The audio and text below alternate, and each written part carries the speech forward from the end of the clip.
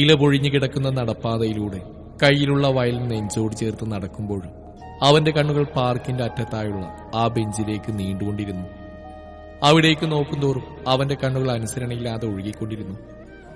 മറ്റൊരുത്തന്റേതാണെന്ന് പൂർണ്ണ ബോധ്യമുണ്ടായിട്ടും അവൾക്കായി അവന്റെ ഉള്ളം തുടി കൂട്ടിക്കൊണ്ടിരുന്നു. തളച്ചിട്ട പ്രണയത്തിന്റെ ചില്ലകൾ നിനക്കായി തുറന്നിടാൻ വെമ്പൽ കൊള്ളുന്നു പ്രിയേ. 1000 മുള്ളു കുത്തിയിറക്കും വേദനയാൽ ഉള്ളം നേരിടുന്നു. അറിയുന്നു നീ എന്നതിരില്ല ആ പ്രണയ രഹസ്യം. ജീവ, അവളുടെ കൊഞ്ചിയുള്ള വിളി അവൻ ഞെട്ടിത്തിരിഞ്ഞു നോക്കി. എന്താടവേ എന്നെ കാണാത്ത പോലെ നോക്കുന്നേ? കൂടെയുള്ള ഹർഷന്റെ കയ്യിൽ കൈകോർത്ത് ചിരിയോട് അവൾ ചോദിക്കുന്ന കേട്ട് ദേഷ്യമാണോ സങ്കടമാണോ വന്നതെന്ന് അവന് മനസ്സിലാക്കാൻ സാധിച്ചില്ല. അവനൊന്ന് ചിരിച്ചുകൊണ്ട് അവനിരിക്കുന്ന ആൾത്തറയിൽ അവരോട് അടുത്തിരിക്കാൻ കണ്ണു കാണിച്ചു. എന്താണ് നിനക്കൊരു മൂഡൌട്ട്? മയൂരി ജീവയുടെ തോളിലൂടെ കൈയിട്ട് അവനോട് ചേർന്നിരുന്നോണ്ട് ചോദിച്ചു.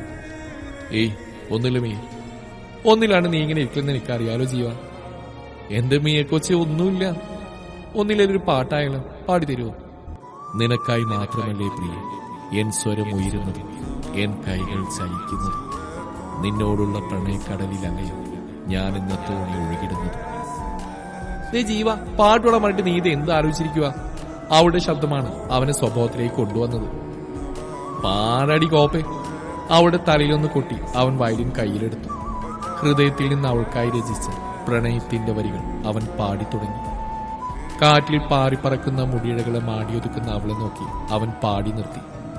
പാട്ട് നിർത്തിയതറിയാതെ അവന്റെ ശബ്ദമാധുര്യത്തിന്റെ നിറവിൽ ഹർഷനും മീയും അവരുടേതായ ലോകത്ത് പ്രണയത്തിന്റെ പുതിയ ചിത്രങ്ങൾ രചിക്കുകയായിരുന്നു.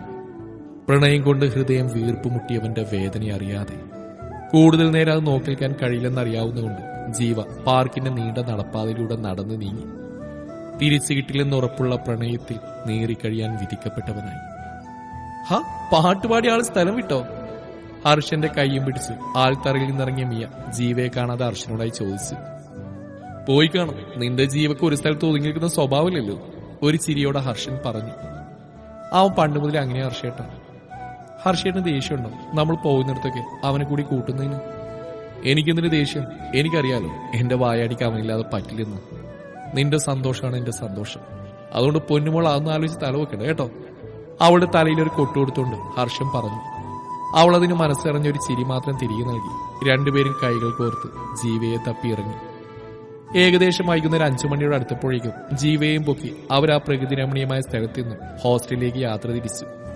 പുറകിലെ സീറ്റിൽ കണ്ണടച്ചിരിക്കുകയായിരുന്നു ജീവ. കണ്ണടച്ചാലും മുന്നിൽ തെളിയുന്നു മിയ മാത്രം.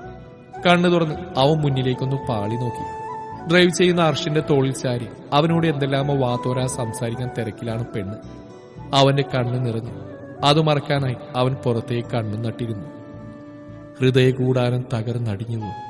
പ്രണയമെന്ന തീച്ചൂളയിൽ അത് വെന്തുരുകിയോ. പുറത്തേക്ക് നോക്കിയിരിക്കുന്ന ജീവയുടെ ഓർമ്മകൾ പുറകിലേക്ക് സഞ്ചരിച്ചു. തൃശൂരിലെ പ്രശസ്തമായ KGM ആർട്സ് കോളേജിലെ ഡിഗ്രി വിദ്യാർത്ഥികളാണ് മൂവരും. മയൂരിയും ജീവയും അവിടെ ഡിഗ്രി 3rd ഇയർ സ്റ്റുഡൻസ് ആണ്. ഹർഷൻ PG സ്റ്റുഡന്റും. മീയും ജീവയും ഒരേ നാട്ടുകാർ, പോരാത്തതിന് കളിക്കൂട്ടുകാരും. ജീവയുള്ളിടത്തൊക്കെ മീയും, മീയുള്ളിടത്തൊക്കെ ജീവയും ഉണ്ടാവും. ഇണപിരിയാത്ത സൗഹൃദമാണ് മിയക്കാ ബന്ധമെങ്കിൽ ജീവക്ക് മിയ തന്റെ ജീവനാണ്. തന്റെ പ്രാണനിൽ ചേർത്ത് വെച്ച് പ്രണയത്തിന്റെ ഓരോ അണുവിലും നിറഞ്ഞു നിൽക്കുന്ന സുഗന്ധമാണ്. ഡിഗ്രി കഴിഞ്ഞ് അവളോടെല്ലാം തുറന്നു പറയാമെന്ന് വിചാരിച്ചിരിക്കുമ്പോഴായിരുന്നു അവർക്കിടയിലേക്ക് ഹർഷൻ കയറി വരുന്നു. കോളേജിലെ അന്നത്തെ ചെയർമാൻ, ആരാധകരെ കൊണ്ട് നിറഞ്ഞു നിൽക്കുന്ന മനുഷ്യൻ. അന്നൊരു തിങ്കളാഴ്ച കോളേജ് വിട്ട് ജീവയും മെയും കോളേജിലെ വാഗമരച്ചൂട്ടിലിരിക്കുകയായിരുന്നു. ജീവ, ഇനി നാളെ മുതൽ ഒരാഴ്ചത്തെ ക്ലാസ് ലീവല്ലേ, നമുക്ക് നാട്ടിൽ പോയാലോ?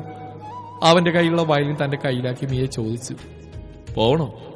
ജീവ നെറ്റി വിളിച്ചുകൊണ്ട് അവളോട് തിരികെ ചോദിച്ചു. പോകാതെ പിന്നെ നാട്ടിൽ പോയി നമുക്ക് ആ പാടത്തും തോട്ടിലും അമ്പലത്തിലൊക്കെ പോകണം, നമ്മൾ പണ്ട് പോയിരുന്ന പോലെ. കൊച്ചുകുട്ടികളെ പോലെ ഓരോന്നും പറയുന്ന മീയെ അവൻ കണ്ണു ചിമ്മാതെ നോക്കി നിന്നു. ജീവ! ഒന്നും മിണ്ടാതെ തന്നെ തന്നെ നോക്കിക്കുന്ന ജീവയെ അവൾ ദേഷ്യത്തോടെ വിളിച്ചു. എന്തിനാടി കിടന്ന് കാർന്ന്? ഈ ആഴ്ച നിന്നെ നാട്ടിൽ വിടാം പോരെ? എന്നെ നാട്ടിൽ വിടാനോ? അപ്പൊ നീയോ? നിന്റെ അച്ഛനെ വിളിച്ച് നിന്നെ ഞാൻ പറഞ്ഞു വിടും. എനിക്കെന്തായാലും ഇവിടെ കുറച്ച് ജോലിയുണ്ട്, അതുകൊണ്ട് ഞാൻ ഇപ്രാവശ്യം നാട്ടിൽ വരുന്നില്ല. അവളെ ദേഷ്യം പിടിപ്പിക്കാനെന്നോണം അവൻ അവളെ ഏറിയണിട്ട് നോക്കിക്കൊണ്ട് പറഞ്ഞു. ദേ ജീവ, ചുമ്മാ ദേഷ്യം പിടിപ്പിക്കല്ലേ, നീയില്ലെങ്കിൽ ഞാൻ നാട്ടിൽ പോയില്ല, നോയിക്കോ. അതും പറഞ്ഞ് മിയ മുഖം തിരിച്ചിരുന്നു. അത് കണ്ട് ജീവ ചിരിയോടെ അവളുടെ അടുത്തേക്ക് നീങ്ങിയിരുന്നു. മിയ കോച്ചെ, ആ വയലും തരാവോ? ഇല്ലട കോപ്പെ, തരില്ല. വയലിൽ നെഞ്ചോട് അടക്കി പിടിച്ച് അവൾ പറഞ്ഞു. എടി അതില്ലാണ്ട് എനിക്ക് ജീവിക്കാൻ കഴിയില്ലടി, ഒന്ന് താടി. അവന് അവന്റെ ഒരു വയനും തരില്ലടാ. ഇത് കാരണല്ലേ നീ നാട്ടി വരാത്തെ? ഞാൻ ഇതുകൊണ്ട് പോകും. പിന്നെ നീ എന്ത് കാണാനാ ഇവിടെ നിൽക്കുക? ഞാൻ ചുമ്മാ പറഞ്ഞാടി പോയി, ഞാനും വരുന്നുണ്ട് നാട്ടിൽ. ഇത്തവണ പ്രോഗ്രാം അങ്ങ് നാട്ടിലാ. ആ ആണോ? എവിടെയാ? നമ്മുടെ സ്കൂളില്. എടാ എന്നിട്ട് ഇപ്പോഴാണോ പറയുന്നേ? ഇന്ന് രാവിലെയാണ് രാമാഷ വിളിച്ചത്. നിന്നോട് വൈകിട്ട് പറയാന്ന് വിചാരിച്ചു. കൂടെ ഒരു ഗെറ്റ് ടുഗദർ കൂടി ആക്കിയാലോ? അതൊക്കെ എപ്പോഴേ ഞാൻ സെറ്റാക്കി മോളെ. അപ്പൊ നമുക്ക് പൊളിക്കണം. എല്ലാരും ഒന്നുകൂടി കാണാൻ പോലെ. എനിക്ക് സന്തോഷം കൊണ്ട് നിൽക്കാൻ വയ്യ ജീവ. എന്നവിടെ കയറി ഇരിക്കടി. അയ്യേ അവന്റെ ഒരു തമാശ. ആഹാ, പാട്ടുകാരന്റെ വായടി ഇവിടെ ഇരിക്കുവാണോ? പരിചയമുള്ള ശബ്ദം കേട്ടോ രണ്ടുപേരും അത് നിർത്തി തിരിഞ്ഞു നോക്കി. ഹർഷേട്ടനോ? രണ്ടുപേരും ഒരേ സ്വരത്തിൽ ചോദിച്ചു. ആഹാ, അപ്പൊ എന്നെ അറിയാല്ലേ രണ്ടുപേർക്കും? പിന്നെ ഈ കോളേജിലെ ചെയർമാൻ അറിയാത്തായിട്ട് ആരെങ്കിലും ഉണ്ടോ? അല്ലേ ജീവ? അത്രയും പ്രശസ്തിയല്ലേ ചേട്ടൻ ഈ കോളേജിൽ വാങ്ങിയിട്ടുള്ളത്? വായാടിയാണല്ലേ? ആണെന്ന് കൂട്ടിക്കോ മാഷേ. ആ ജീവ, ഞാൻ തന്നെ കാണാൻ ഇരിക്കായിരുന്നു. എന്താ ഹർഷേട്ടാ? നമ്മുടെ കോളേജ് ആർട്സ് ക്ലബിന്റെ പുതിയ പ്രസിഡന്റ് ആയിട്ട് തന്നെ ആക്കിയോന്ന് ആലോചിക്കും. നിനക്ക് സമ്മതമല്ലേ? അത് പൊളിക്കും മാഷേ. അത് ഞാൻ അവനോട് ചോദിക്കാനൊക്കെ എന്തിരിക്കുന്നു. അങ്ങോട്ട് ഉറപ്പിക്കും മാഷേ. ഇവളോ ഞാൻ. ഹർഷം പള്ളിയടിച്ച് അവളിൽ നിന്ന് വിരട്ടി. മിയ വീണ്ടും നന്നായിട്ടൊന്ന് ലിസ്റ്റാക്കി കൊടുത്തു. ജീവത്താനോ ഓക്കെ അല്ലേ? ആ, എനിക്കും സമ്മതിക്കൊള്ളുന്നില്ല ഹർഷേട്ടാ. ഇത് തന്നെയല്ലേ ഞാനും പറഞ്ഞു. ആ പങ്ങിയുടെ ഒരു ജാട. മിയ നിന്ന് പിറുവിരിക്കുന്നുണ്ട്. ഹർഷൻ ചിരി വന്നു. എന്നാ ശരി ജീവ, പിന്നെ കാണാം. ആ ശരി ഹർഷേട്ടാ. വയടിയെ കാണാവേ. അയ്യോ കാണുന്നില്ലേ? അവൻ പോകുന്ന വഴി അവൾ വിളിച്ചു പറഞ്ഞു. അത് കേട്ട് ഹർഷന്റെ ചുണ്ടിൽ മനോഹരമായൊരു പുഞ്ചിരി വിരിഞ്ഞു. എന്റെ മിയ ഒന്ന് അടങ്ങി നീ. ഒരാളെയും വെറുതെ വിടില്ല കേട്ടോ. അത് പിന്നെ ഇതൊക്കെ രസമല്ലേ ജീവ?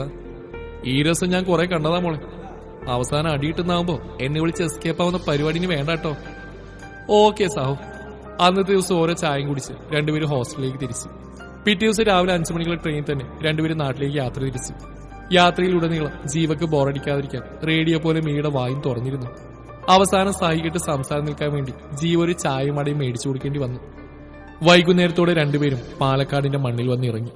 റെയിൽവേ സ്റ്റേഷനിൽ നിന്ന് നേരെ നാട്ടിലേക്ക് ബസ് കയറി. അരമണിക്കൂർ യാത്രയ്ക്ക് ശേഷം രണ്ടുപേരും നാട്ടിൽ ബസ് ഇറങ്ങി. മിയ നന്നായി ക്ഷീണിച്ചിരുന്നു. ജീവ ഒരു കൈകൊണ്ട് തന്റെ വയലിനെയും മറു കൈകൊണ്ട് മിയയും ചേർത്ത് പിടിച്ചു. തന്റെ ജീവിതത്തിൽ നിന്ന് ഒരിക്കലും വിട്ടുകളയാനാവാതെ രണ്ടുപേരെ തന്റെ ഹൃദയത്തോട് ചേർത്ത് വെച്ചിരിക്കുന്ന പോലെ തോന്നി ജീവക്ക്. മനോഹരമായ ഒരു പ്രണയ സംഗീതം അവന്റെ ഉള്ളിൽ അലയടിച്ചുകൊണ്ടിരുന്നു. ജീവ